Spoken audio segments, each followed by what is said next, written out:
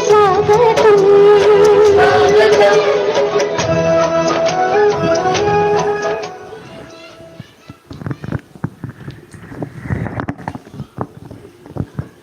ओम शांति। आज हम सभी के लिए बहुत बहुत बहुत ही खुशी का दिन है। आज एक साथ हम सभी के लिए तीन तीन लॉटरियाँ, हाँ, आदरणीय पुष्पा माता ने भी अनुभव सुनाया, आदरणीय डॉक्टर राजेश भाई ने भी आपका अनुभव सुनाया, और आज हमारे बीच में आदरणीय गीता दीदी जी भी उपस्थित हैं। आज बहुत भाग्यशाली हम आत्माएं हैं जो अमरोली की इस चैतन्य वरदानी भवन की फुलवाड़ी में जो बाप दादा के नयनों के नूर के आज्ञाकारी फरमान बरदार, उनके दिव्यता स्वरूप चाल और चलन से जहाँ पर भी दीदी आप जाते हैं आपकी प्रकाश और रोशनी फैलाकर सभी ब्राह्मण आत्माओं को आप भरपूर कर देते हैं। तो आज हमारे बीच में आदरणीय गीता दीदी उपस्थित हैं जो करीबन तीन दिन से सूरत में सेवाएं दे रहे हैं अलग अलग स्थान पर। आज हमारे बीच में पहुंचे हैं तो हम जोरदार तालियों से दीदी का स्वागत करेंगे। दीदी का परिचय हम सुनेंगे। आप बाल्यकाल से ही ईश्वरीय सेवा एवं राजयोग में रुचि रख प्रतिदिन योगाभ्यास करती रहती है। आपने मात्र 15 वर्ष की अल्पायु में ही अपना संपूर्ण जीवन ईश्वरीय सेवार्थ समर्पित किया है। आप 37 साल से इस बाबा के बेहद घर में सेवाएं देते हैं। आप बहुत ही अच्छे प्रखर वक्ता हैं। आपने राजयोग प्रशिक्षण, तनाव मुक्ति प्रबंधन, युवा सशक्तिकरण, नारी सशक्तिकरण, संपूर्ण ग्राम विकास आदि विशेष कार्यक्रमों में देश भर में अपनी सेवाएं देते रहते हैं। साथ साथ ब्रह्मा कुमारीज के मुख्यालय में आध्यात्मिक सेवाएं समय प्रति समय आप देते रहते हैं। आप राजयोग एजुकेशन एंड रिसर्च फाउंडेशन की युवा प्रभाग की नेशनल सदस्य हैं और ग्राम विकास प्रभाग की विशेष प्रवक्ता हैं। आपने youth for global piece project में विशेष प्लानिंग कमेटी में भी सेवा। आपने जैन धर्म व दर्शन पर विशेष गहन अभ्यास किया है। उन्हीं अभ्यास के आधार पर आप प्रवचन, सेमिनार व पर्युषण पर्व आदि जैन कार्यक्रमों में आपने अपनी सेवाएं देती है। आपने अनेकों विश्वविद्यालयों, कॉरपोरेट कंपनियों, कॉलेजों में प्रेरणादायी प्रवचन दिए हैं। तो आज हम सुनेंगे आदरणीय गीता दीदी को जो बहुत बहुत विशेष है। मुझे याद है आज से 8 साल पहले जब मैं यूथ की ट्रेनिंग में गई थी मधुबन, उस समय दीदी मैंने आपको देखा था और माना फर्स्ट टाइम देखा था। और उस समय दीदी का जो मैंने सुना, उन्होंने डेमो करके सिखाया कैसे हमें अपना जीवन बनाना के और कैसे हमारा ब्रह्मा कुमारी जीवन सफल करना के। तो बहुत अच्छी तरह से दीदी वो भी ट्रेनिंग देते थे। तो आज हम सुनेंगे आदरणीय गीता दीदी को। स्वागत करेंगे ब्रह्मा कुमारी कविताबेन, पुष्प गुच्छ से तिलक से स्वागत करेंगे ऋषिताबेन, और हम सभी तालियों से स्वागत करेंगे दीदी का। कहते के मधुमय मोहक पावन बेला, मधुमय मोहक पावन बेला, संगीत के गीत सुनाती थे, संगीत के गीत सुनाती थे। दीदी जी आपका हर धड़कन हर स्वागत गाते थे। तो हम सभी जोरदार दीदी का स्वागत करेंगे। इस रूहानी फरिश्तों की महफिल में आज हमारे बीच में दीदी जी उपस्थित हैं। अभी हम उनसे सुनेंगे, ज्ञान रत्नों से हमें भरपूर करेंगे। हाँ, सूरत की जो बहनें आएंगी वो भी आगे आएंगी, उनको भी पुष्प गुच्छों से स्वागत करेंगे। अनीशा बेन, सोनल बेन, डिंकल बेन, વિનોદભાઈ પણ આગળ આવશે. આપણે બધા જોરદાર તાળીઓથી આ દીદીઓનું સ્વાગત કરીશું.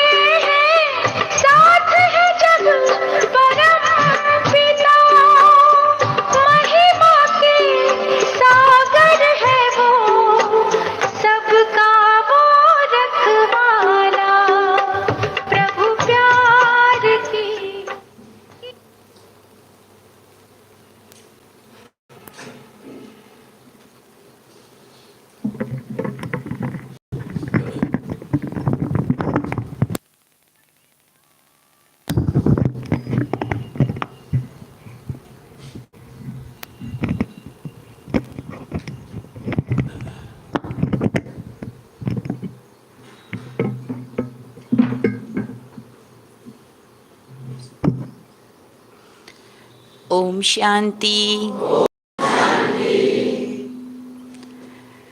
आज भट्टी में डबल प्रकार की गर्मी का अनुभव कर रहे हैं, नहीं? तपस्या की अग्नि भी, वो भी गर्मी का अनुभव करा रही है, शक्ति का अनुभव कराती है ना। और बिजली भी परीक्षा ले रही है। थोड़ा पसीने के रूप में शरीर की गंदगी निकल जाएगी, तपस्या करके मन की निकल जाएगी। अच्छा है, दोनों एक साथ। आजकल हम युवाओं के लिए हेल्थ की बातें कर रहे हैं ना, तो तन भी अच्छा होना चाहिए, मन भी अच्छा होना चाहिए। और देवताओं के लिए तो कहते ही है कि उनका तन भी तंदुरुस्त, मन भी दुरुस्त और लंबी आयु, सर्वांग सुंदर और काया कल्प तरु के समान होती है देवताओं की, कि जिस काया से सभी इच्छाएं पूर्ण होती है। आजकल मनुष्य की काया, शरीर ही उसको इतना तकलीफ देता है। पहले तो खींचते रहते हैं, शरीर से सब कुछ कर लेते हैं, लेकिन फिर बाद की उम्र में उस शरीर उसकी सेवा मांगता रहता है। आत्मा शरीर की सेवा करती रहती है, शरीर को ही याद करती रहती है, लेकिन हम बच्चों को बाबा ने स्वस्थ ही रखा है ना। सभी स्वस्थ है ना, क्योंकि जो आत्मिक, अभी भैया बता रहे थे ना कि कैसे हमको अपनी आत्मस्थिति साइलेंट में रहना है और क्या फ़ायदा होता है उसका। परिस्थितियों के बीच में जब हम थोड़ी देर के लिए भी आत्मस्थिति में, मैं कौन हूँ, कौन मेरे साथ है, क्या मेरा पार्ट है, उस कर्तव्य की पार्ट की स्मृति में आ जाते हैं तो हम ऊपर हो जाते हैं, ऊंची स्थिति हो जाती है। परिस्थिति चाहे वही होती है, लेकिन जब हमारी स्थिति ऊपर हो जाती है तो जैसे आप एरोप्लेन में जब उड़ते हैं तो बड़े बड़े पहाड़ भी छोटे छोटे नज़र आते हैं, बड़ी बड़ी हाई राइज बिल्डिंगें भी खिलौने जैसी नज़र आती है। तो परिस्थितियाँ तो जीवन है, संसार है, कलयुग का अंत है, तो चलती है, लेकिन बाबा ने हमें अपनी स्थिति को उपराम, ऊंचा, बेहद का, छोटी छोटी बातें नहीं सोच के, बेहद का सोच के हम बातों को छोटा कर देते हैं।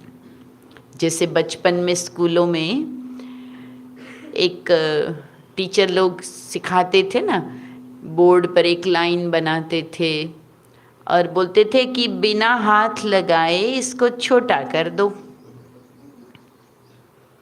तो कैसे करने का भाई? उसके पास में उससे बड़ी लाइन बना दो तो वो लाइन छोटी हो जाती है।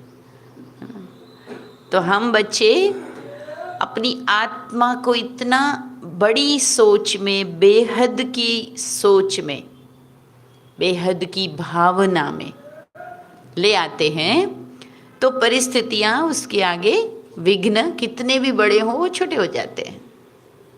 यही तरीका है ना, छोटे भी हो जाते हैं और फिर हम अपने विघ्नों का विनाश भी अपनी श्रेष्ठ धारणाएं करके, योग तपस्या करके।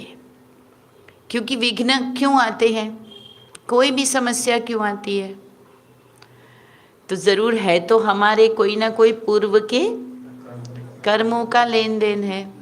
और जब वो कर्म ही योग अग्नि से, दृढ़ता के बल से समाप्त हो जाते हैं, कर्मों का खाता ही खत्म हो जाता है, तो विघ्न का भी विनाश हो जाता है। कभी कभी देखते हैं ना, बहुत सारी दवाइयाँ खा के भी एक व्यक्ति ठीक नहीं हो रहा है और कोई एक छोटी सी अच्छी सी दवाई मिल जाती है, छोटी सी कोई ऐसी ट्रिक मिल जाती है, सही डायग्नोस कोई आकर छोटा सा कर देता है और वो ठीक हो जाता है जल्दी से। तो क्या है, वो समय आ गया उस विघ्न की समाप्ति का, तो वो ट्रिक भी मिल जाती है, कोई बहुत बड़ी बात नहीं रहती है। तो इस ईश्वरीय ज्ञान मार्ग में बस वही अपनी मन की स्थिति को ऊंचा उठाने की, एक रस रखने की बहुत बहुत मेहनत करनी है। मन की जन्म जन्म की जो आदत है उसको चंचल कहते हैं, दुनिया में भी चंचल कहते हैं। मन चंचल घोड़ा है ना, बैठता नहीं है, भागता है। जैसे जैसे कोई बात, कोई परिस्थिति, कोई व्यक्ति सामने आती है, वैसे एक प्रकार से जैसे उसका बटन दबा दिया कूदने का, ट्रिगर, और वो उसी अनुसार एक न्यूज़ आई चिंता में, एक न्यूज़ आई खुशी में, एक न्यूज़ आई रोना, तो ये कोई ना कोई तीर आते रहते हैं और मन उसी अनुसार तुरंत तुरंत एक इन्फॉर्मेशन आई और ऊपर नीचे होने लगता है। ये जन्म जन्म तो हमारा यही खेल चलता है, क्योंकि आत्मा बंधी हुई थी ना, मोह में भी बंधी थी, कर्मों से भी बंधी थी, वासनाओं में बंधी थी, लोभवश अनेक चीज़ों की इच्छाओं में बंधी थी। तो वो बंधी हुई आत्मा का मन कूदता रहता है चंचलता से। लेकिन जैसे हम आत्मा को बाबा मिलते हैं और हमें पता चलता है ये संगम युग अब अंतिम समय है, तो अब हमें इन बंधनों से अपने आप को मुक्त करना है। तो फिर इस आसपास की चीज़ों का असर कम होने लगता है, क्योंकि जहाँ इच्छा है, कुछ चाहिए, वहाँ अधीनता भी होती है, झुकना भी पड़ता है, मांगना भी पड़ता है, न मिले तो दुखी। कुछ चाहिए ना। घरों में भी लोग क्या कहते, पति का प्यार मिले, सास ससुर भी प्यार से रखें, बच्चे रिगार्ड दें, रिस्पेक्ट दें। नहीं मिलता है तो दुखी होते रहते हैं। तो जब तक कुछ चाहिए तब तक आत्मा का मन ऊपर नीचे होता है। और बाबा ने हमें भरपूर करने की शिक्षा और तरीका बता दिया। आज भी बाबा ने कितना प्यार दिया मुरली में, कि प्यार ही नहीं, प्यार का सागर। तो हम जितना अपने को बाबा से मिले हुए खजानों से भरपूर रखेंगे, तो जैसे भरा हुआ घड़ा है वो आवाज नहीं करता।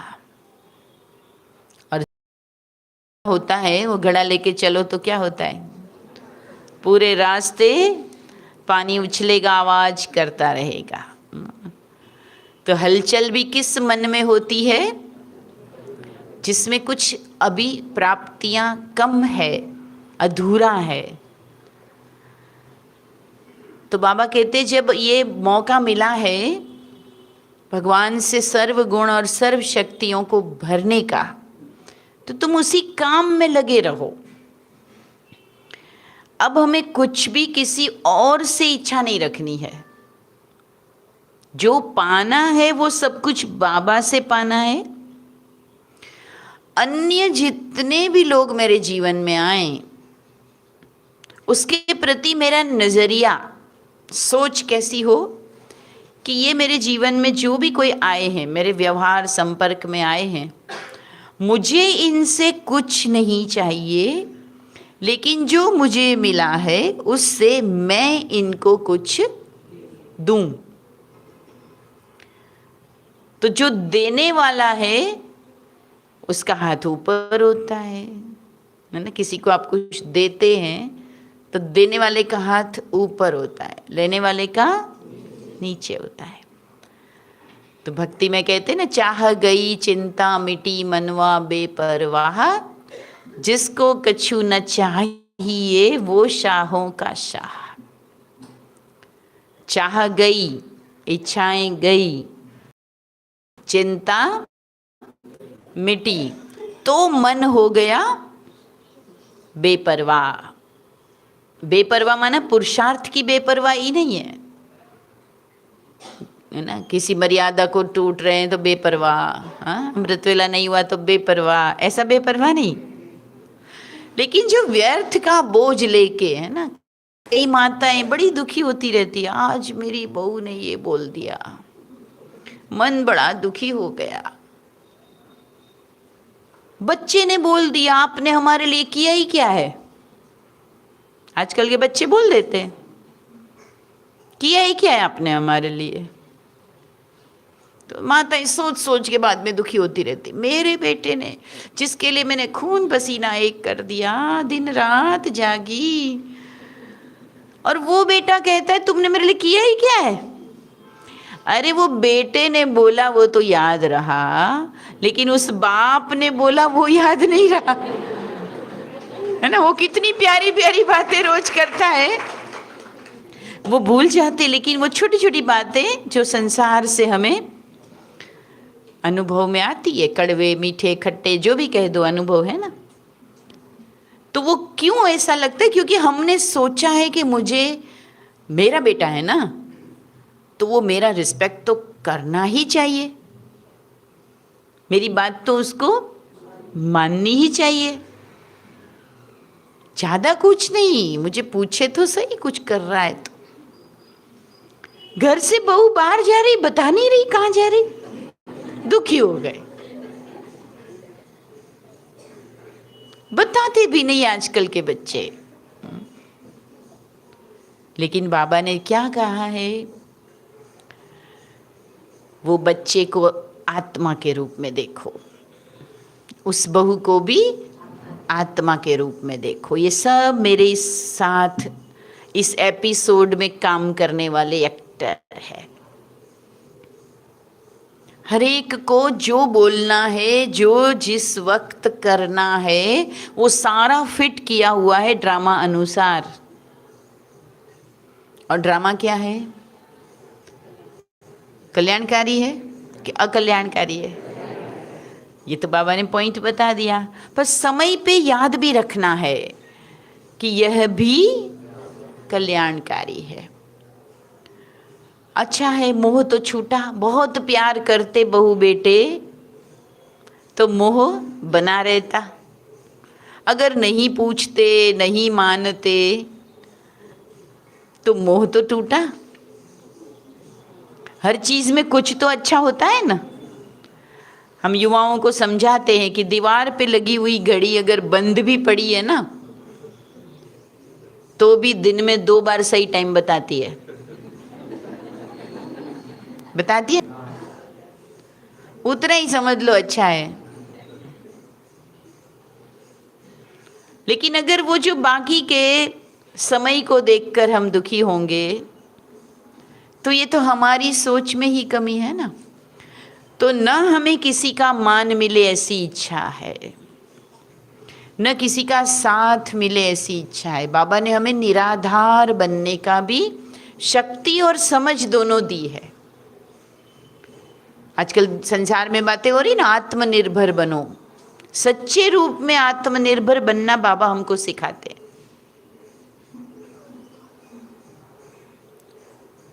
आत्मा समझ जाए कि मेरे साथ जो कुछ भी हो रहा है उसका जिम्मेदार मैं खुद हूं।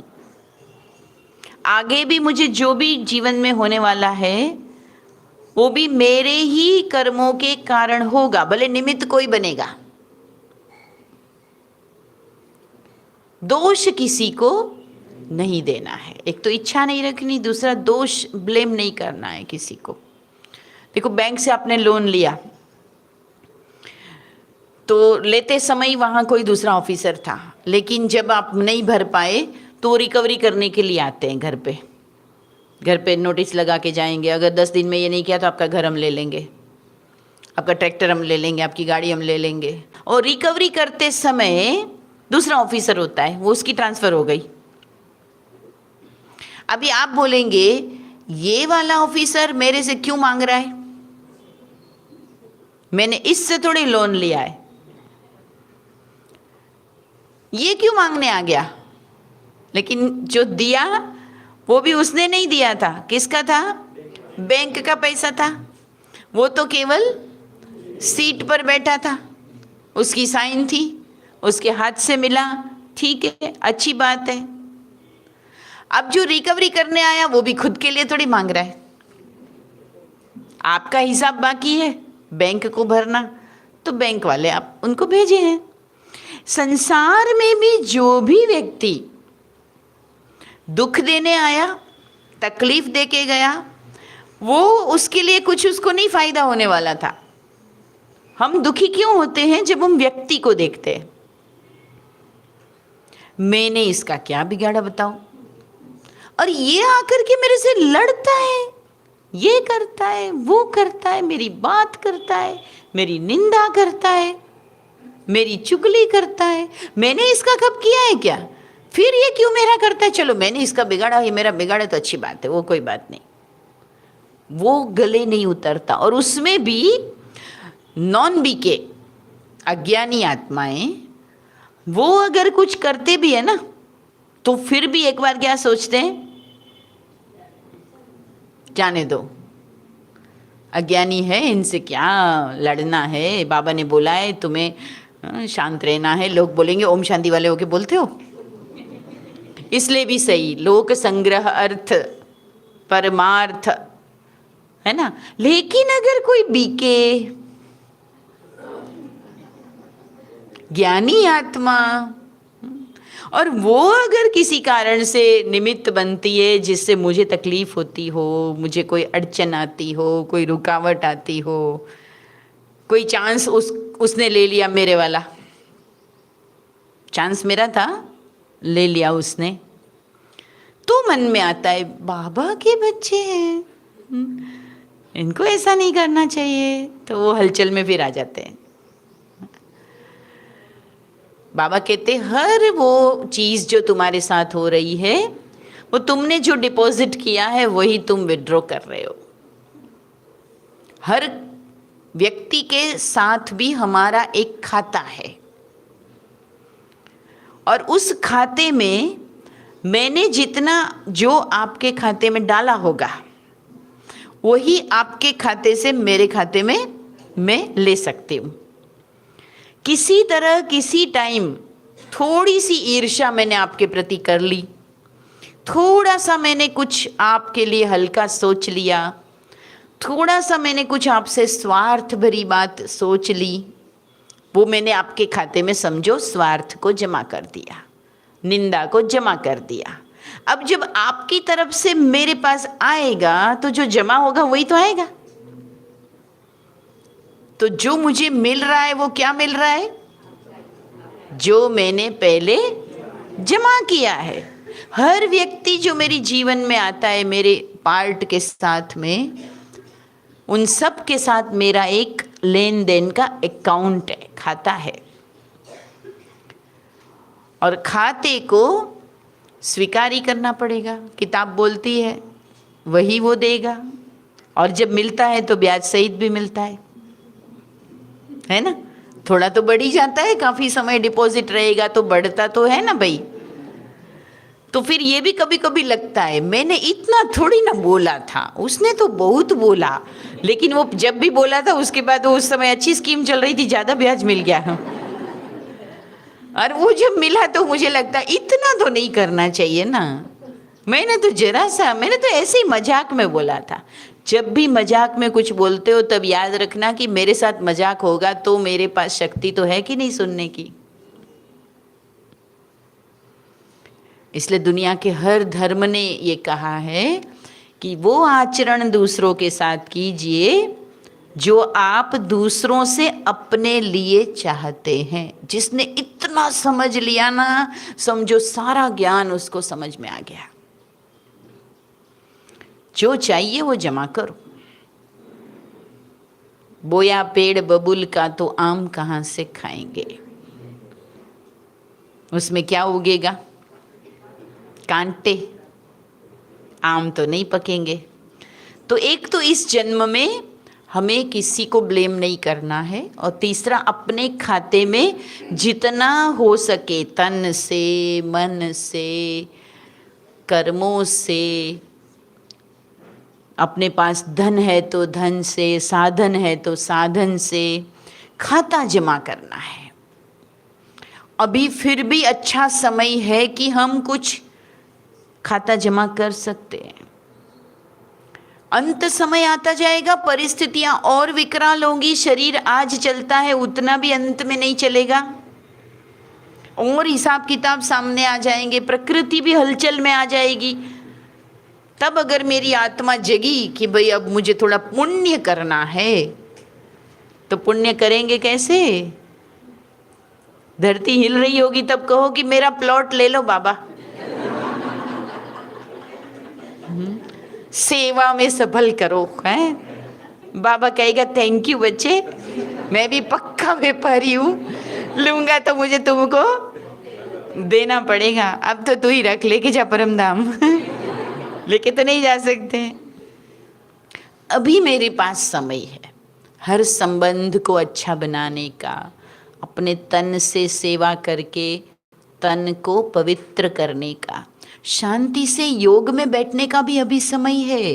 जैसे जैसे समय बीतता आप देखो, एक ही बात समझ लो, आज से 10 साल पहले जब लोगों के पास मोबाइल नहीं था, सिर्फ एक मोबाइल की बात करो, तब योग का चार्ट ज्यादा था कि नहीं था? थोड़ा जो पुराने वो विचार करके बताओ। मैं तो खुद महसूस कर रही हूं। कहते हैं कि जब तक फोन तार से बंधा था तब तक व्यक्ति फ्री था, जब फोन तार से फ्री हो गया तो व्यक्ति बंध गया, है ना? हर समय कहीं भी कोई, अच्छा नहीं उठाओ तो क्या कर रहे थे जो नहीं उठाया? या फिर फोन आजकल क्या कर रहा है, झूठ बोलने को मजबूर कर रहा है। पर आजकल झूठ भी नहीं चलता, बहुत सारे ऐप पे पता चल जाता है आप है कहाँ पे, बच्चे कहाँ हैं उनको जानने के लिए माता पिता उनमें लोकेशन अपने में शेयर करके रखते हैं, पता चलता है वो कहाँ बैठा है। पीछे की होटल में होगा, बोलेगा पढ़ रहा हूं, होता है ना? तो जैसे ये एक चीज ने देखो दुनिया में कितना बदलाव ला दिया। थोड़ा थोड़ा तो ध्यान चला ही जाता है। कुछ नहीं, गुड मॉर्निंग भेज देता हूं, थोड़ा सा देख लेता हूं किसी का मैसेज आया, इस ग्रुप में क्या आया, उस ग्रुप में क्या आया, ध्यान चला जाता है ना। आगे चलकर तो और भी, चाहे आकर्षण की चीजें भी होंगी, चाहे तो चीजें हाथ से जब चली जाएगी तब देखो क्या स्थिति होगी। जब दुनिया में इंटरनेट नहीं चलेगा और मोबाइल काम नहीं करेगा, एक भी नंबर याद है, 2 से 3 नंबर में व्यक्ति को याद होते हैं। बहुत कम लोग होंगे उनके 10-12 नंबर याद होंगे। है सबके नंबर, लेकिन किस में है? मोबाइल बंद हो गया, अब करो कांटेक्ट, है बैंकिंग है मोबाइल से है, फलानी चीज है मोबाइल से है, वो वही बंद हो गया। तो क्या स्थिति होगी सोचो। अब उस समय को परमात्मा को याद, तो प्रैक्टिस है, तभी तो बाबा कहते हैं कि बहुत काल की भी एक बहुत बड़ी बात है। कोई चीज हम कर रहे हैं अलग बात है, लेकिन बहुत काल से की हुई है उसकी बात अलग है। तो ये इस समय का टाइम जो है शांति का समय, उस समय हम अपने खाते को जमा कर लें।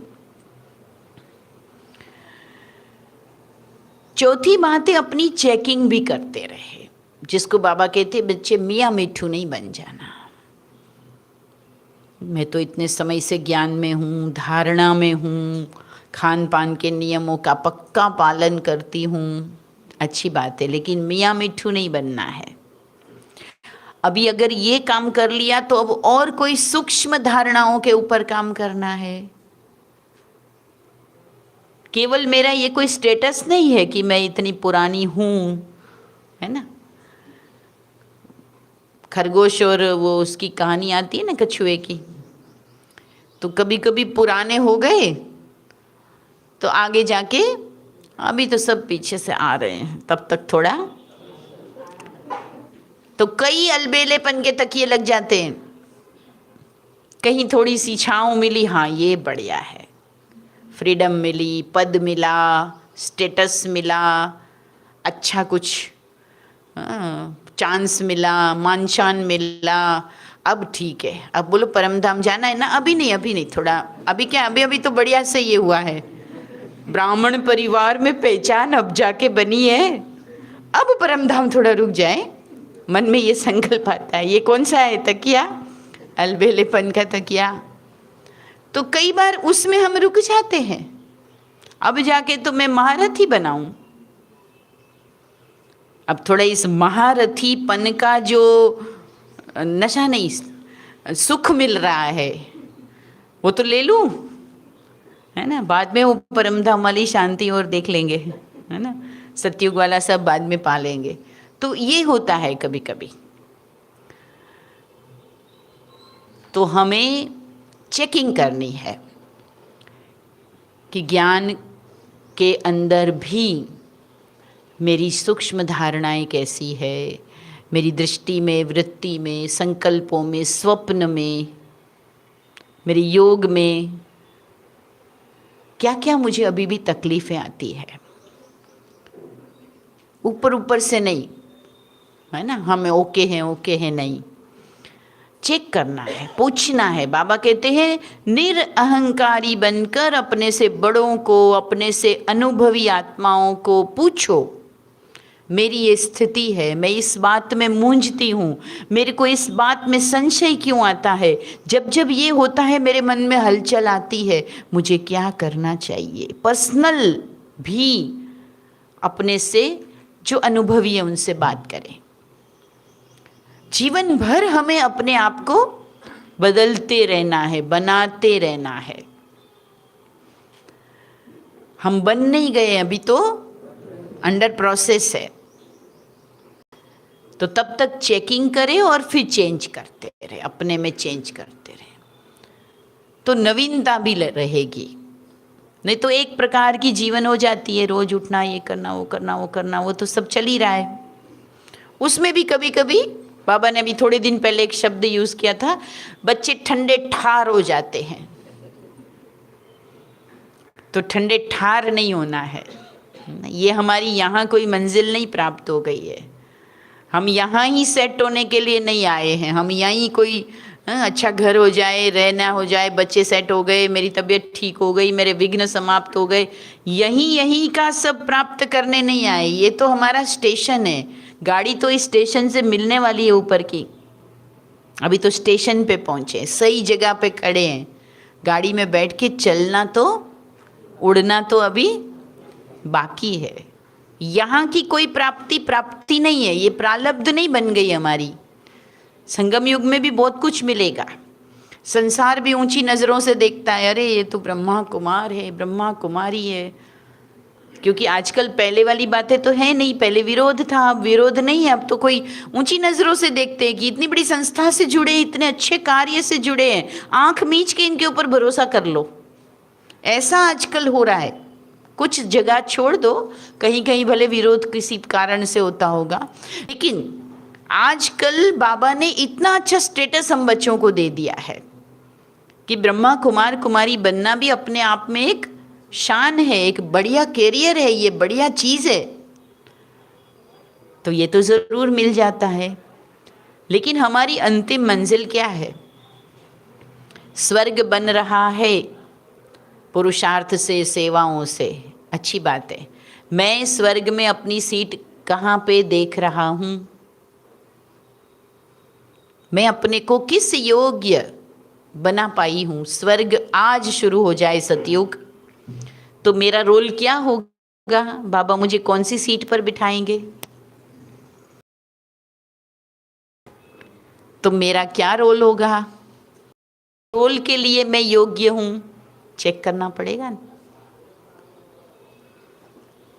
एक राजा, बाबा तो कहते हैं ना, लक्ष्मी नारायण कौन बनेगा? तो सब बच्चे हाथ उठाते हैं।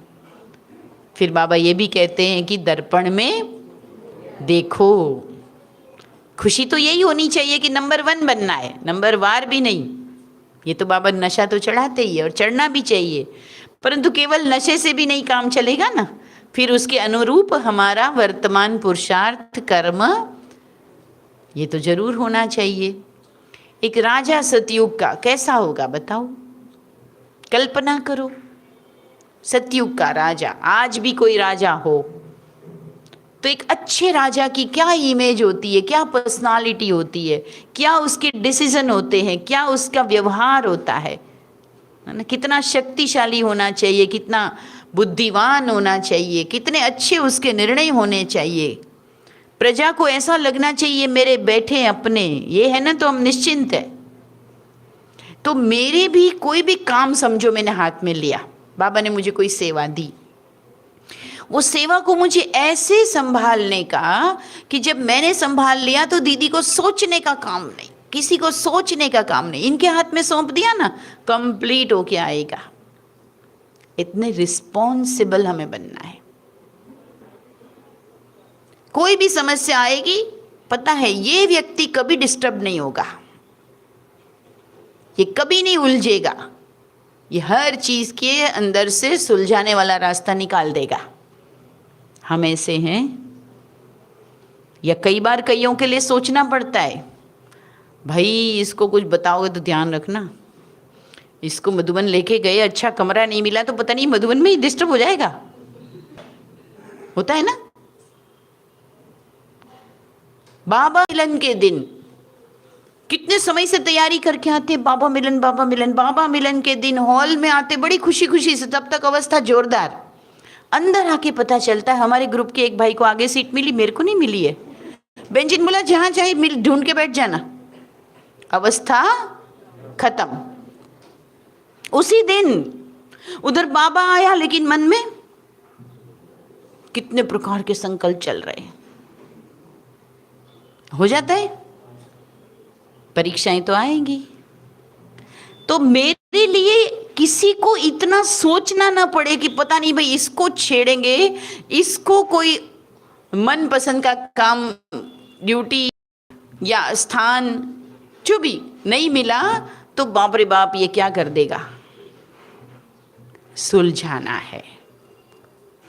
आज इसका टर्न है, कल मेरा भी आएगा। मैं जहां भी रहूंगा, हम लोग पहले छोटे थे ना, बहुत पीछे ही जगह मिलती है, कहाँ जगह मिलती है। मुझे याद है ओम शांति वन में हम एकदम लास्ट में जो ऊपर का है ना, वहां पर कई बार मुरली सुनने के लिए बैठते थे। लेकिन हम बाबा आने से पहले इतना जोरदार बाबा को याद करते थे। बाबा आते ही सबसे पहले मेरे को देखेंगे, बाबा आते ही सबसे पहले मेरे को देखेंगे, आगे वालों को किसी को नहीं देखेंगे, मेरे को ही देखेंगे। और सच में इतनी अच्छी अनुभूति होती थी। जैसे बाबा आते थे, बाबा बोल रहे थे, बाबा हॉल में चारों तरफ के बच्चों को देख रहे हैं, दूर वालों को पहले देख रहे, ऐसी मुरली चलाता था। तो अवस्था क्यों खराब करनी है। हम जहां भी बैठेंगे उसको मेरी जरूरत है, वो सीधा आके बोलेगा मेरा वो बंदा किधर है, वो इधर ढूंढेगा मुझे। अच्छा है ना, सामने होंगे तो उसको ढूंढना नहीं पड़ेगा, मुझे भी पता चलेगा बाबा मेरे से कितना प्यार करता, आते ही मेरे को ढूंढेंगे। तो सुलझाना है बातें। तो इतना बड़ा परिवार है, सुविधाएं भी कितनी भी बढ़ाओ, देखो मधुबन है या घर में भी आप देख लो, कितनी भी सुविधाएं बढ़ाओ, सबको तो सब कुछ नहीं मिलता है। पर हम सुलझ जाएं, हम उसमें डिस्टर्ब ना हो। एक राजा ज्ञानवान होता है, समझदार होता है, शक्तिशाली होता है। कोई भी परिस्थिति में हाय हाय तो निकलना ही नहीं चाहिए, है ना। माताओं को आदत होती ना पुरानी, हे राम हे भगवान, अभी है बाबा तो हाय बाबा बोलना है, हे बाबा बोलना है, क्या बोलना है, निकलता है। बोलना तो है, वाह बाबा वाह, है ना। अचानक पेट दर्द हुआ, माता जी ने अनुभव सुनाया ना, इतना बड़ा पेपर आ जाता है, पता नहीं चलता है, परिस्थितियां बहुत विकट आती है। कल ही शाम को एक माता ने मुझे फ़ोन किया। आजकल बाबा ने एक छोटी सी वो काउंसलिंग की थोड़ी पढ़ाई कराई, और उसके बाद एक थोड़ी थोड़ी कोशिश की है। पिछले 4-5 साल से एक फेसबुक पे एक पेज बनाया है, और उसमें नंबर डाला हुआ है। तो कई लोग काउंसलिंग के लिए फ़ोन करते हैं, दिन में 2-3 बार तो हो जाता है। तो अपनी समस्या सुनाते, बाबा तो कहते तुम तो हो ही भाई, बाबा की तरफ से कुछ ना कुछ तो अपन ज्ञान की अच्छी 2-4 बातें तो सुना ही सकते हैं। तो कल ही शाम को एक माता ने फ़ोन किया। वो पहले वहाँ रहते थे, अभी दूर कहीं रहते हैं। उनकी बेटी किसी शहर में कॉलेज पढ़ने जाती है। एग्ज़ाम के दिनों में सुबह 6 बजे का 8 बजे का कुछ पेपर का टाइम था। तो दोस्तों के साथ रात को पढ़ाई करते हैं बच्चे। एक दिन तो कहीं सेंटर पर रह के पढ़ाई की थी, दूसरे दिन अपनी एक फ्रेंड के घर में रही थी, तीसरे दिन पता नहीं कोई और जगह पर सारे लोगों ने मिलके पढ़ाई की। वो किसी लड़के का घर था। घर माना काफ़ी बड़ा था, वहीं कुछ सब कुछ था। और उनके यहाँ पे उनके परिवार में, या वो लड़का खुद गांजा शराब वगैरह कुछ लेता था, इनको कुछ पता नहीं। और उसी समय उनको किसी को सूचना मिली और रेड पड़ी। 3-4 दिन पहले की बात है। और सभी बच्चों की तलाशी हुई, और उसमें जो जिस घर में थे उसके माँ बाप बहुत ज़्यादा नाराज़ हुए कि मेरे बच्चे को इन लोगों ने मिलके बिगाड़ दिया, अब वो ऑलरेडी ख़राब होगा, जो भी होगा, और इनके ऊपर धमकियाँ देना, हम तुमको मार डालेंगे, और कोई बड़े पॉलिटिकल वो सब है, इधर की गुजरात की बात है। अब वो इतने परेशान, मेरे को शाम को फ़ोन किया, मेरी लड़की के फ़ोन पे धमकियाँ दे रहे, ये हो रहा है वो हो रहा है। मैं सारी परिस्थितियों को समझा, फिर मैंने बोला कोई नहीं, आप लोग सभी बाबा के सामने बैठो और बाबा को बोलो कि इस बार हमें बाबा आप अच्छी तरह से इस परिस्थिति में बचा लीजिए, आगे जो भी हमसे भूले हैं उसको हम ठीक करेंगे। बच्चों को बताया, दोनों लड़कियां उनकी उसमें थी, अच्छी तरह से बैठे रहे। तो रात को वो नीचे तक आए, नीचे आके चिल्ला के गए, लेकिन इनके घर में फ्लैट में ऊपर नहीं आए। तो वो अनुभव हुआ कि बाबा ने हमको यहाँ तक रक्षा की। छोटी छोटी चीज़ें होती है, लेकिन कैसे सुलझना है, कैसे बाबा का साथ लेना है। आजकल बैठे बिठाए बहुत सी परिस्थितियाँ आ जाती है, पता नहीं है जीवन में हमने पहले क्या क्या किसके साथ किया है।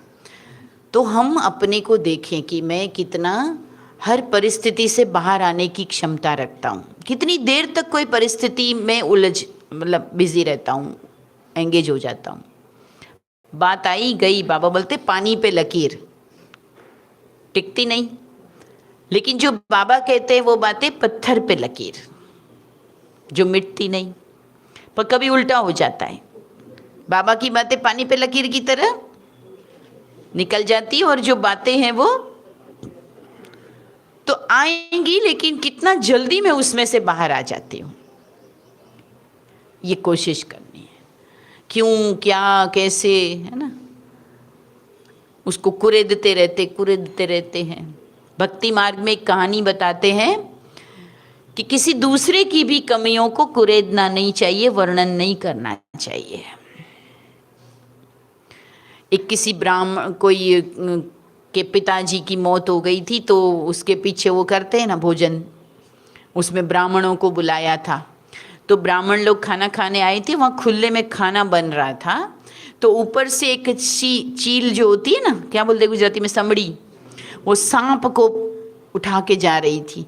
तो सांप के मुंह से जहर गिर गया, और वो नीचे खीर पक रही थी, उसमें वो गिर गया। अब किसी को कुछ पता नहीं चला, वो तो ऊपर उड़ रही थी। फिर वो भोजन ब्राह्मणों को पहले खिलाते, घर वाले तो बाद में खाते हैं। ब्राह्मणों ने खाया तो उसमें से 2-3 ब्राह्मणों की जान चली गई। तो बहुत बड़ा दोष लग गया, छोटे गांव में तो बहुत बड़ी बात हो जाती, ब्रह्म हत्या, और फिर सब जगह ही चर्चा हुई। कुछ साल बीत गए इस बात को, लेकिन कुछ सालों के बाद उस गांव में, गांव के बाहर कुएं पे कुछ माताएं पानी भर रही थी। तो एक बाहर का मुसाफिर आया और आकर के पूछा, तो फलाने का घर कहाँ है, मैं यात्री हूँ और मैं उसी को पहचानता हूँ, तो थोड़ी विश्राम करूँगा, वहाँ रहूँगा। तो उसने पता तो बताया, लेकिन बताया उनके घर में ध्यान रखना, जिंदा बच पाओ तो अच्छा है, ऐसा कुछ बोल दिया। वो तो कुछ लेन देन ही नहीं उस बात का, लेकिन एक वो विजन, क्या बोलते हैं उसकी, एक वैसा ही हमने उसके लिए मन में बना लिया। अब आपका भी कोई लेना देना नहीं, उसका भी कोई लेना देना नहीं, बात कितनी पुरानी हो गई, लेकिन अभी भी उसी नाम से, है ना। तो फिर कहते हैं कि राजा के पास वो सारी बातें गई और बोला इसका दोषी कौन, खाना बनाने वाला दोषी, उसके ऊपर पाप लगेगा ब्रह्म हत्या का, जिसने निमंत्रण दिया उसके ऊपर पाप लगेगा। तो राजा ने क्या फैसला दिया कि सबसे ज़्यादा इस घटना का पाप उस पानी भरने वाली पर लगेगा, जिसने इस गलती का सुख लिया। हत्या हुई या गलती से मौत हो गई, लेकिन उस चीज का आनंद जिसने लिया ना, वो सबसे बड़ा पापी है। ऐसी कुछ कथा है पूरी। तो किसी ने श्रीमत का उल्लंघन किया, कोई ज्ञान से टूट गया, कोई ने गलती की, कोई ने कुछ मर्यादा तोड़ी, हमने उसकी चर्चा चटखारे लेते लेते की। देखा कितने पुराने थे, ये किया, बाबा का नाम बदनाम किया, ये क्या। आप क्या कर रहे हो उसका, जैसे कि उसका आनंद ले रहे। कोई की अवस्था गिरी, कोई का जीवन में कुछ गड़बड़ हुई और हम उसका वर्णन करके और आनंद ले रहे, उसकी निंदा करके मुझे आनंद मिल रहा है, तो बहुत बड़ा पाप माना गया है।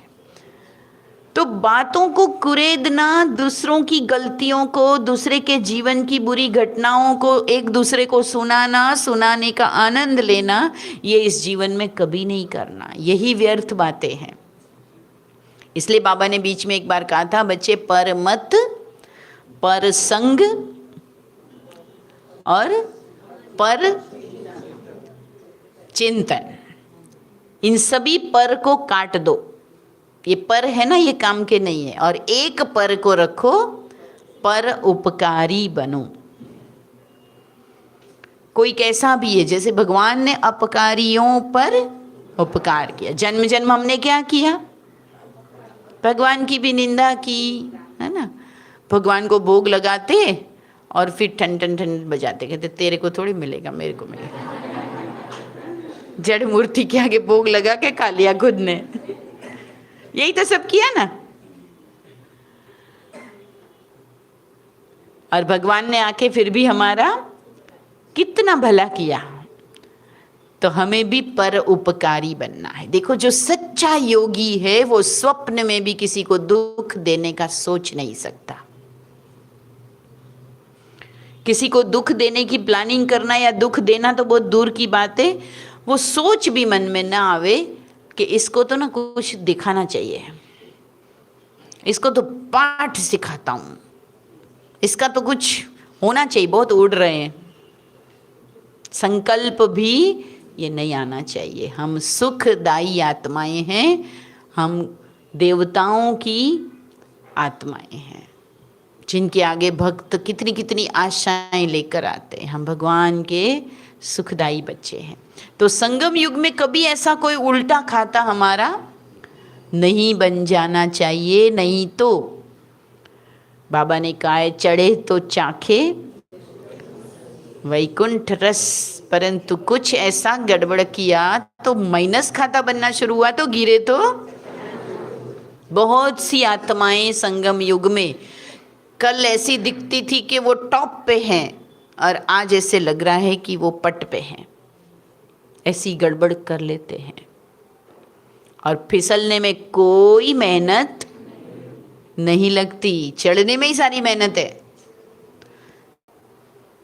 और फिसलते हम इन्हीं चीज़ों से हैं, चाहे व्यर्थ, चाहे साधारण, चाहे निंदा में, चाहे परचिंतन में, संग दोष में। और ये सब चीज़ें कैसी होती है, बहुत टेस्टी होती है। जगदीश भाई जी कहते थे कि जैसे चटनी होती है ना खाने में, तो चाट चाट के पूरी खत्म कर देंगे क्योंकि वो टेस्टी होती है। ऐसे ये जो बातें हैं ना, चाहे संसार समाचार कह लो, चाहे सेवाधारियों का समाचार कह लो, चाहे इस सेंटर की बात उस सेंटर में, उस सेंटर की बात उस सेंटर में। कई बार कई लोगों का होता है, हमारे सेंटर में ये, उनके सेंटर में वो, उनके वहाँ ऐसा, उनके यहाँ ऐसा। एक दूसरे के पास जाके हम कहीं व्यर्थ बातों में अपना आनंद लेने लगते, संसार समाचार की तरह व्यर्थ अपना समय शक्ति गंवा देते हैं। तो क्या होता है, ये भी टेस्टी बातें लेकिन होती नुकसानकारक है। इससे बचना है। किसी को जमा का खाता बढ़ाना हो तो दो ही काम करना पड़ता है, एक तो कमाई को ज़्यादा बढ़ाओ और खर्चे को कम करो। दोनों करना पड़ता है ना। खर्चा बहुत चलता ही रहेगा, खर्चा बढ़ता ही रहेगा, तो चाहे कितना ही कमाएंगे तो बेचारे की कुछ भी बचत नहीं होगी। तो कुछ बचत करनी है स्कीम बना के, और कुछ एक्स्ट्रा कमाई करनी है। तो एक्स्ट्रा कमाई क्या है, क्लास योग मुरली तो रोज करते हैं, पर कहीं ना कहीं रोज का एक स्पेशल हम पुरुषार्थ का लक्ष्य रखें, हम कुछ अलग ज़्यादा करें। जहाँ भी मुझे शाम का समय मिलता है मैं शाम को करूँ, नुमा शाम के टाइम मैं घर पे नहीं हूँ तो चलो मैं रात को सोते समय योग करूँ। कहीं भी मैं कुछ प्लस करूं, जमा का खाता एक्स्ट्रा करूं, तो ऑटोमेटिक क्या होगा, मुझे खुद लगेगा कि मैं चढ़ती कला भरपूरता की ओर हूं। और भरपूर होता है वो हलचल में नहीं आता, प्रसन्न रहता है। प्राप्ति ही प्रसन्नता दिलाती है। तो ये संगम युग की यही प्राप्तियां हैं। बड़ों का मेरे में विश्वास हो, लोग मुझ पर भरोसा करें, ये कभी भी झूठ नहीं बोलेंगे, ये कभी नुकसान नहीं करेंगे, ये हाँ जी करेंगे, ये विनम्रता से जवाब देंगे। ऐसा विश्वास दूसरों को हमारे ऊपर हो जाए। कभी किसी का चांस लेने में, कभी किसी का हक लेने में हमें कोई इंटरेस्ट नहीं। मेरे भाग्य पर मुझे भरोसा है, मुझे अपने भाग्य का निर्माण करना है। नहीं नहीं नहीं नहीं, ये बात इसको नहीं बताओ, नहीं तो ये चांस ले लेगा, मैं ले लूँ। नहीं, बाबा कहते पहले आप करो, दूसरों को चांस दो, दूसरों को आगे बढ़ो, दूसरों को स्टेज पे जाने दो, दूसरों को मान शान मिलने दो, कोई बात नहीं। हम दूसरों के लिए भी ताली बजाएंगे, ये भी हमारा भी, हमें खुशी है। मैंने 2 दिन पहले वो गीत, मुझे बहुत अच्छा लगता है, मैं जैनों का क्लास कराती हूँ ना, जैनिज्म में ये बहुत मतलब जिसको बोलते गुण वंदना, तो गुजराती के चित्र भानु बहुत अच्छे कवि हुए हैं। पढ़ाई में हमें ये गीत आता था, आप लोगों ने सुना होगा। मैत्री भावनु पवित्र जरणु मुझ हैया मां वया करे, शुभ थाओ आ सकड़ विश्वनु एवी भावना नित्य रहे, गुणीजनों ना गुण देखीने हयू मारू नृत्य करे। बहुत बहुत अच्छे शब्द हैं सारे ही। तो दूसरों को प्रगति में, तरक्की में देखकर, दूसरों को गुणी देखकर, सुखी देखकर हमें बहुत आनंदित रहना है। जरा सा भी अपने अंदर ईर्ष्या नहीं होनी चाहिए। ईर्ष्या बहुत खतरनाक अग्नि है। सबके लिए सोचो, ये मेरे ही बाबा का बच्चा आगे बढ़ रहा है, ये बाबा का ही नाम रोशन कर रहा है, बाबा इसको, इस बच्चे को कितना अच्छा लिफ्ट दे रहे हैं, इसने कितने अच्छे पुण्य कर्म किए होंगे, इसको सबका प्यार मिल रहा है, सब चीज़ें मिल रही है, सब सुख मिला है, मैं भी सीखूं, मैं भी श्रेष्ठ कर्म से अपना भाग्य बनाऊंगा। तो सबके प्रति ये जो मित्रता है ना, मित्र भाव, मैत्री भाव, ये करना है। छोटी मोटी बातें हो जाती है, माफ़ करनी है। कहते हैं ना, करना है दिल साफ तो कर दो सबको माफ़। जैनों में तो एक दिन विशेष होता है जिस दिन सबसे हाथ जोड़कर मिच्छामी दुक्कड़म करते हैं, क्षमा मांगते हैं कि भाई पिछले साल की जितनी भी बातें हुई हो, मन वाणी कर्म से अगर मैंने आपको कोई तकलीफ़ दी हो तो मैं दिल से आपकी क्षमा मांगता हूँ। क्षमा याचना और क्षमापना, मैंने भी क्षमा दे दी आपको और आप भी मुझे क्षमा दे दो, साफ कर दो, पिछली बातें साफ कर दो। होती कितनी है वो अलग बात है कि प्रैक्टिकल में, लेकिन एक विधान तो बड़ा अच्छा है ना। तो क्या हम दिल से कभी किसी को सॉरी बोल पाते हैं? बहुत बड़ा शब्द है, छोटा सा दिखता है। सॉरी कहना भी नहीं आता है, कई बार महसूस करना पड़ता है, तब सॉरी निकलता है। गलतियां तो होंगी, अभी हम सब पुरुषार्थी है। तुरंत महसूस हो, तुरंत स्वीकार करे, सॉरी कहे, ऊपर ऊपर से भी नहीं, दिल से, हाँ ये मुझे नहीं करना चाहिए था, ये मुझे नहीं बोलना चाहिए था। ब्रह्मा बाबा की जीवन कहानी पढ़ते हैं ना, बाबा के घर में जब वो बाबा की लौकिक युगल की माँ आई थी, तो वो उनकी दूसरी माँ थी। तो बाबा ने, अज्ञान काल की बात बाबा की बताते हैं ना, कि जब अंदर जाके बाबा ने मैसेज दिया कि तुम्हारी स्टेप मदर आई है, तो बाद में इस एक शब्द को लेकर बाबा को बहुत ग्लानि महसूस हुई कि मैंने ऐसा क्यों बोला कि तुम्हारी सौतेली माँ आई है, मुझे ये बोलना चाहिए तुम्हारी माँ आई है, माँ तो माँ होती है, मैंने ये शब्द क्यों यूज़ किया। इतनी बाबा की खुद के ऊपर अटेंशन था, ध्यान था। हम कभी कभी हल्के शब्दों का प्रयोग, कभी हंसी मजाक में कुछ प्रयोग कर लेते हैं, फिर बाद में हम ही उसकी वकालत भी करते हैं। तो इसमें क्या हो गया? ऐसे ही मैंने तो बोला, तो इसमें क्या हो गया? इतनी लंबी चौड़ी बातें हो जाती है, कचेरियां होती है। अरे बड़ों को कभी मेरे लिए कचेरी लगानी ना पड़े, मैं हमेशा इस चीज़ का ध्यान रखती हूँ। मैं बहुत बड़ी सेवा करके दिखाऊं या ना दिखाऊं, लेकिन कभी भी मेरे कारण बड़ों को क्लास लगानी पड़े, मीटिंग करनी पड़े कि चलो अच्छा आ जाओ बैठो अब दोनों को सुलझाते हैं। कितने काम होते हैं बड़ों को, और मैं ये काम बढ़ा दूं कि मेरे लिए उनको स्पेशल मीटिंग करनी पड़े, सुलझाने के लिए बैठना पड़े। मैं यज्ञ में कभी विघ्न रूप न बनूं। मैं यज्ञ में जितना सहयोगी बन सकता हूं बनूं, लेकिन विघ्न रूप कभी ना बने। बाबा कहते हैं मेरी दाढ़ी की लाज रखना। तो ये भी तो भगवान के यज्ञ में हम सब एक एक प्रतिनिधि है, हम एक जैसा करते हैं, सब के ऊपर प्रभाव सारी संस्था का पड़ता है। कोई एक बेज लगा हुआ व्यक्ति किसी से उल्टी सीधी बात कर लेगा ना, तो सीधा वो क्या बोलेंगे? ओम शांति वाले ऐसे ही होते हैं क्या?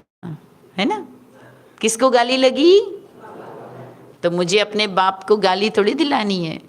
बच्चा वो जो बाप का सिर ऊंचा करे, बच्चा वो तो नहीं जो बाप को कटघरे में खड़ा करे, है ना? बच्चे की जमानत करने के लिए बाप को आना पड़े, सुनना पड़े। तो ऐसा मुझे लायक बच्चा बनना है। आज योग का दिन है, तो योग में क्या किया? कितने बजे आप लोग आ गए थे? 9 बजे। वैसे तो गर्मी का टाइम है, पर फिर भी आज संडे का लाभ आप सब ने लिया है। तो ये रुचि, इतना उमंग उत्साह से पहुंचना, ये बहुत अच्छी निशानी है। वरना आज की दुनिया में तो समय ही नहीं है लोगों को। तो ऐसे ही विशेष योग के लिए भी हमें अभ्यासी बनना है, कोशिश करनी है। तो अभी हम थोड़ी देर के लिए एक विशेष अभ्यास करें, बाबा से वरदान लेना और वरदानी बन के एक दूसरे को देना। ऐसा हो सकता है कि एक दूसरे के सामने बैठ सके। कुर्सी वाले कैसे करेंगे? जहाँ 2 नहीं बैठ सकते वहाँ 3 बैठो, आमने सामने।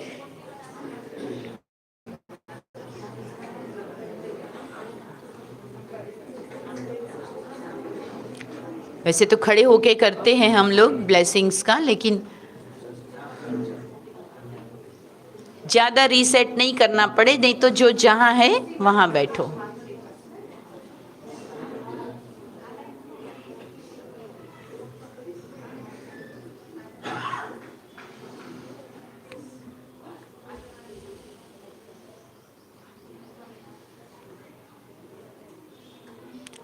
नहीं बेसी जाओ तुम लोग को कहीं मान दो। अच्छा खड़े रहेंगे, ओके ओके। चलिए, बाबा से हम आत्माएं, संगम योगी भगवान के लाडले बच्चे, वरदाता परमात्मा से वरदानों की झोलियां भर रहे हैं। इतने प्रतिदिन वरदान बाबा से मुझे मिलते ही रहते हैं। मेरे मन बुद्धि को बाबा ने वरदानों से पवित्र कर दिया है। मेरी हर उलझन को बाबा ने सुलझा दिया है। अब तो मैं आत्मा भी वरदानी बन गई हूँ, और अब मुझे अपने इस वरदानी स्वरूप से वरदानों का दान करना है। मैं भरपूर आत्मा अपनी दृष्टि से परमात्मा प्रेम परमात्म शक्तियाँ बरसा रही हूँ।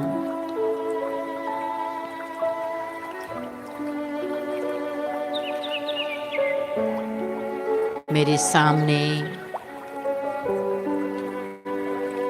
परमात्म ज्ञान की श्रेष्ठ पुरुषार्थी आत्मा है।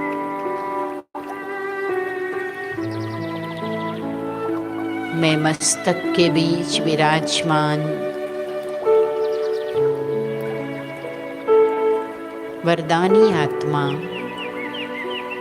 शक्तिशाली आत्मा,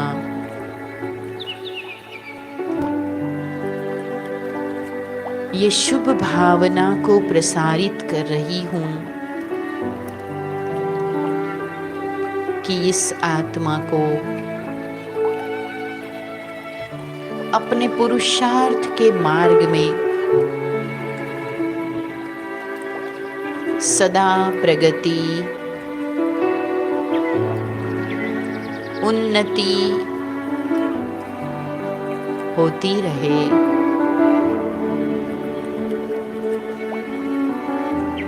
हे आत्मन, परमात्मा पिता तुम्हारे साथ है। मैंने भी उस पिता को अपने साथ रखकर बहुत अनुभव प्राप्त किए हैं।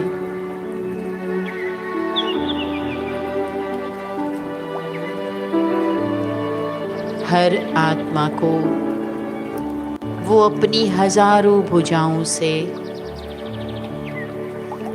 सदा साथ दे रहा है। किसी भी बात में तुम्हें रुकने की कोई आवश्यकता नहीं। तुम एक पवित्र शुद्ध आत्मा हो। हमारा साथी सर्वशक्तिमान है।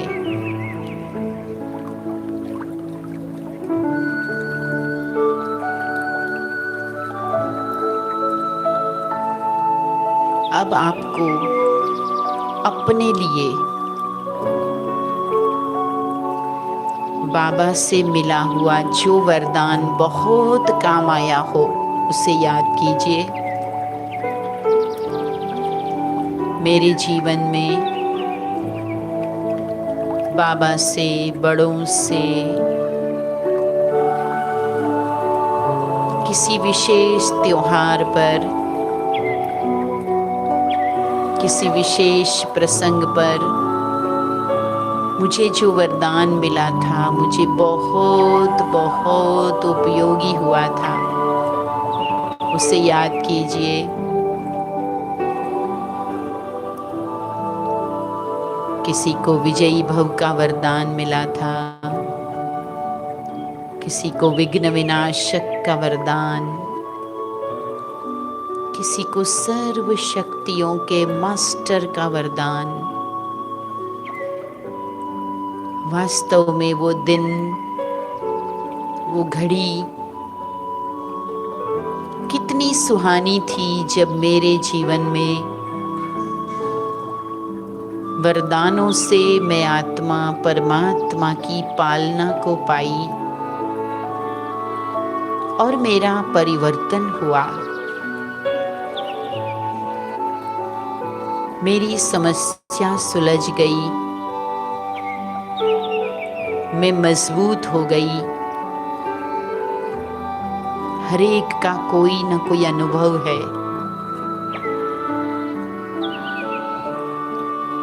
आप उस वरदान के मास्टर हो गए हैं, अनुभवी हो गए हैं।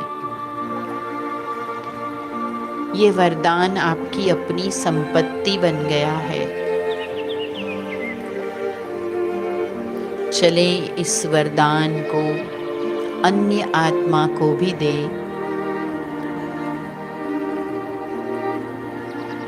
जो आपके समक्ष विराजमान है, उस आत्मा को अपना प्राप्त वरदान दृष्टि के द्वारा,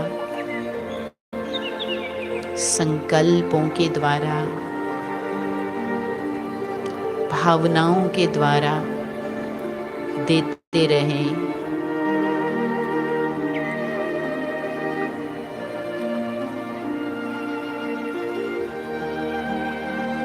मेरा बाबा मुझे देखकर कितना खुश है।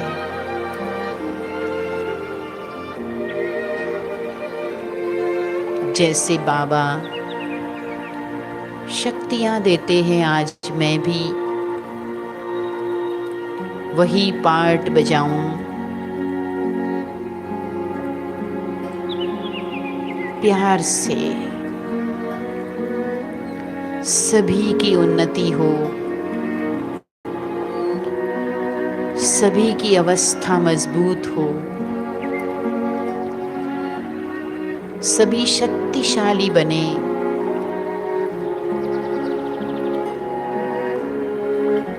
खुशियों के खान के अधिकारी बने। यही एक संकल्प हम सबका है।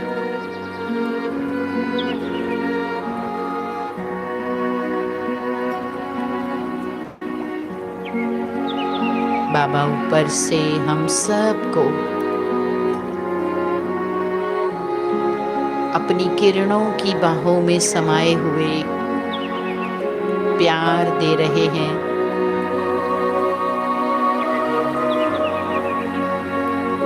शक्तियों की बरसात कर रहे हैं।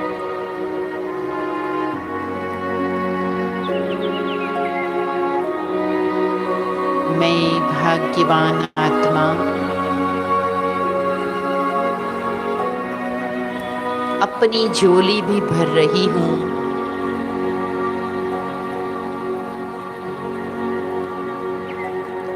और साथी आत्माओं को भी भरपूर कर रही हूँ। पुनः एक बार बाबा की तरफ मुड़ जाएंगे, बिल्कुल शांति से, बिल्कुल शांति से।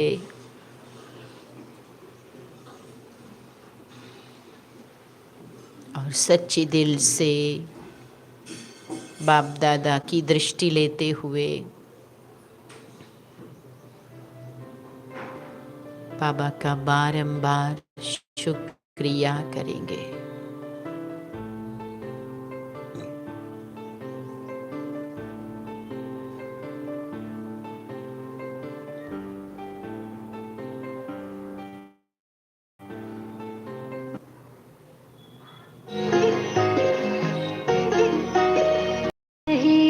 बाबा हम पे आपकी मेहरबानियाँ, प्यार में भीगे अफसाने कहती है जिंदगानियाँ।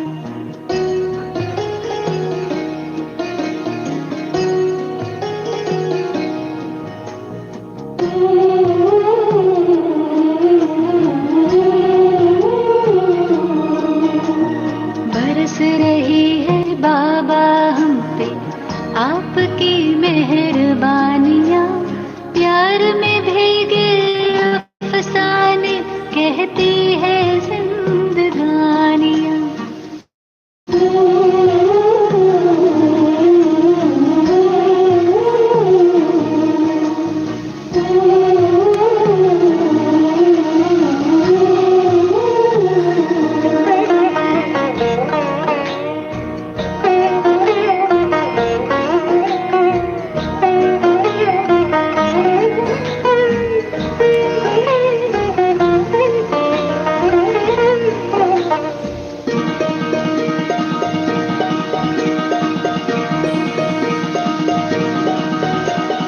अगम निगम के भेद खुले, सृष्टि नाटक को जान गए।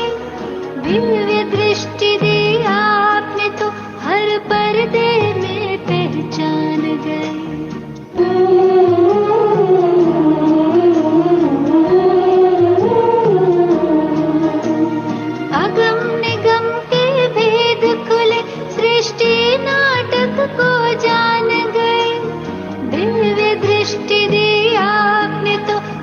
पर्दे में पहचान गए। पल पल आपके साथ रहूं मैं, मिट गई सब तन्हाइयाँ। प्यार